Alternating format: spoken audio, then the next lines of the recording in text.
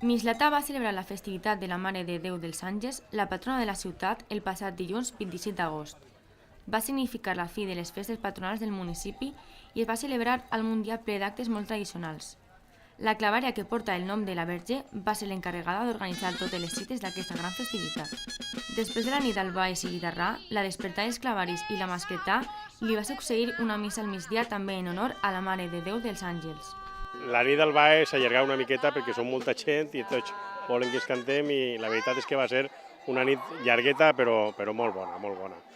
Després han aconseguit en la despertar, a les 7:30, han despertat a tota Mislata, jo crec que l'han despertat bé perquè la quantitat de pólvora que han tirat era perquè si algú hi havia dormint que s'espavile.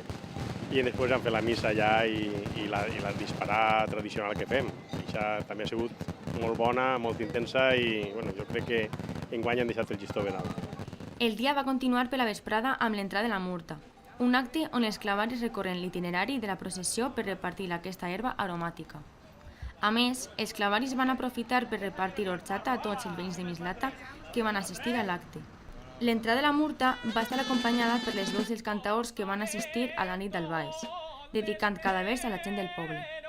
Tota la gent que hi ha al carrer i gent que és coneguda del poble i de més, si podem els fem una cantaeta i demanem perdó al que ens se passe perquè no és la nostra intenció, o sigui, volguem cantar-los a tots. És una tradició que fem ja molts anys en la claveria dels Àngels, que consisteix en fer un enramar de Murta per tot el recorregut de la processó per engalanar una miqueta el que són els carrers d'ací de Mislata a efectes de després de fer la processó.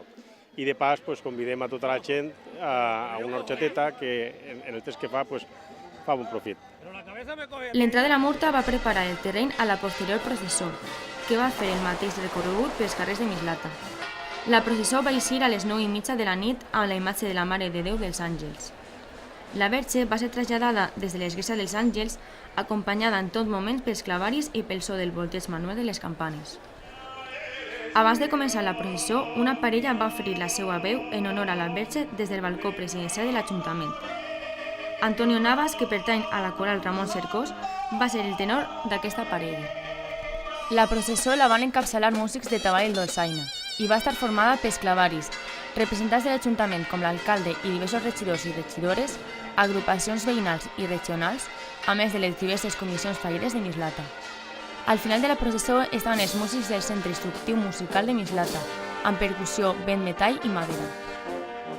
La setmana ha sigut, com tots els anys, molt intensa, molt treball.